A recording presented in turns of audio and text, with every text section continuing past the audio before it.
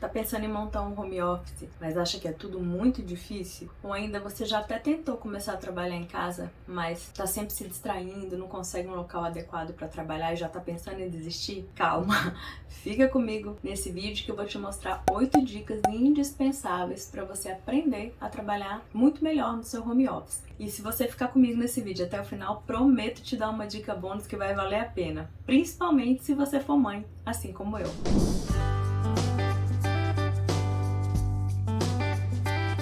Oi gente, meu nome é Karen Garcia, sejam todos muito bem-vindos de volta ao meu canal. A verdade é que o home office é o sonho de muita gente. O home office é uma realidade que se impõe para todos nós hoje em dia. A verdade é que nós crescemos em média 5 vezes o número de pessoas que trabalham em home office, desde o começo da pandemia para cá. Então é natural que você esteja pensando também nessa possibilidade. Antes da gente começar a falar sobre essas 8 dicas, eu queria apenas dividir em 2 partes esse vídeo para ficar mais fácil para sua percepção. A primeira nós vamos falar de 4 dicas no que diz respeito ao layout, à montagem do seu home office, para que assim você tenha um pouco mais de conforto para trabalhar. E na segunda parte eu vou te dar algumas dicas práticas de alguém que já trabalha em home office há um bom tempo e sabe que não é tão fácil assim trabalhar em home office, que muitas vezes parece que a gente vai enlouquecer.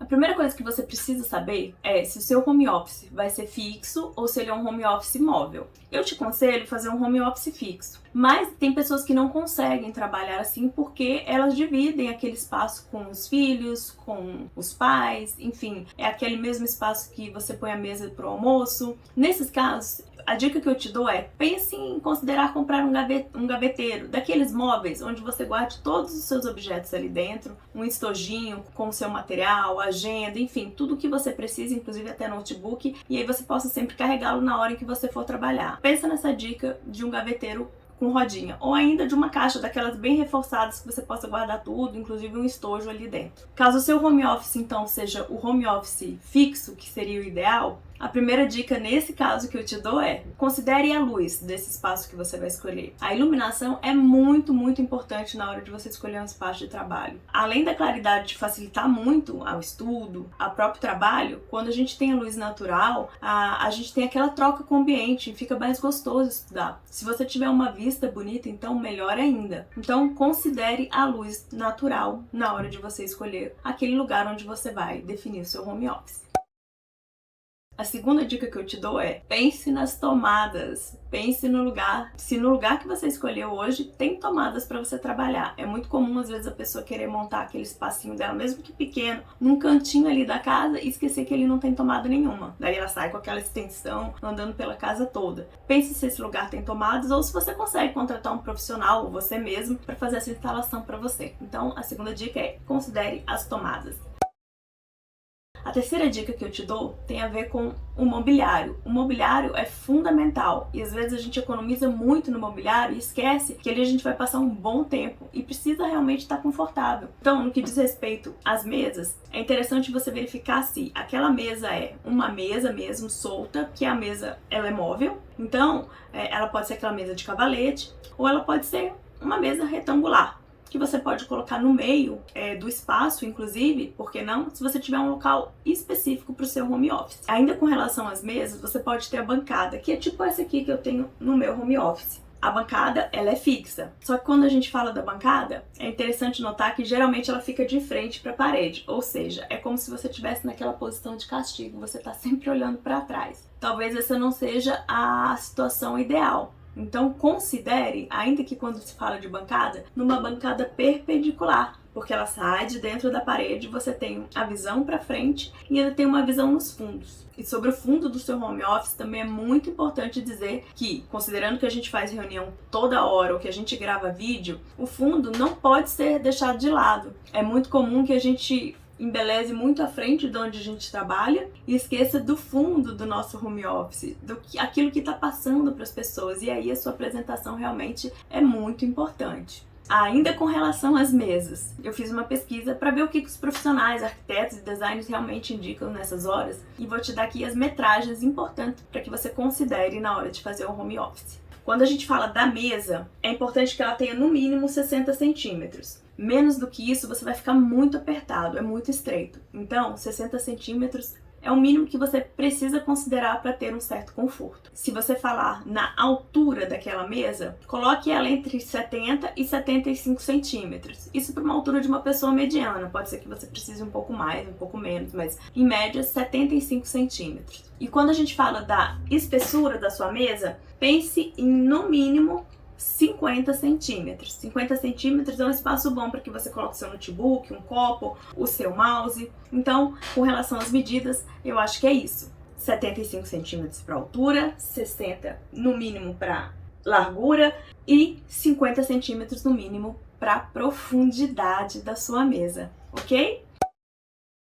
E a última dica, a quarta dica, quando a gente está falando de layout, é a questão da acústica. Gente, a acústica é super importante. É a questão do barulho mesmo. Então, considere se nesse local tem uma porta que você consiga fechar, janelas que possam ser fechadas. Considere ainda a possibilidade de colocar um tapete. O tapete é uma dica bem legal para você conseguir isolar o seu ambiente. Outra coisa que eu acho muito interessante a gente usar quando a gente está falando de acústica é um fone de ouvido. Eu uso um com Bluetooth, vou deixar até aqui a descrição do meu para vocês, mas você pode usar um fone de ouvido simples mesmo, e aí você coloca uma música de preferência instrumental. Tem várias listas de música para estudo e concentração no Spotify. Ou ainda você pode colocar um barulho de chuva, que é bem gostoso também para trabalhar ou para estudar. Experimenta e depois me diz se você conta. E agora, com relação à prática, vamos falar da prática. E aí, Karen, já tenho meu home office, já acertei o local, já tenho as medidas. Como é que é na prática? As 4 dicas que eu te dou nesse sentido é: se arrume para trabalhar. Exatamente isso. Você não precisa botar um salto enorme ou estar com um terno impecável, mas é preciso que você esteja minimamente arrumado. Quando você se arruma, você já está se preparando, ainda que inconscientemente, para estar num ambiente de trabalho. Então, se arrumar é realmente importante. Vai que você tem uma reunião de surpresa, aí você precisa sair correndo igual uma maluca ou um maluco, colocando qualquer roupa, porque seu chefe vai te chamar. Então, nada melhor do que você já estar bem apresentável. A segunda dica é: limpe a mesa antes de começar. Nada pior do que uma mesa toda bagunçada, com boleto de um lado, brinquedo do filho do outro. Você não só não vai se concentrar no que está fazendo, como vai ficar toda hora prestando atenção naquele boleto, no brinquedo do filho, ou em qualquer outra coisa que nada tem a ver com o seu trabalho e está ali em cima da mesa. Deixe sua mesa limpa e pronta para o trabalho. A terceira dica que eu te dou, então, é: coloque na mesa tudo que você vai precisar. É muito comum que a gente sente e de repente lembre: esqueci meu copo d'água. Nossa, esqueci aquele documento que eu precisava para essa reunião. E aí você fica levantando toda hora, e quando você senta você já está exausto. Então, coloque tudo que você precisa trabalhar antes de começar.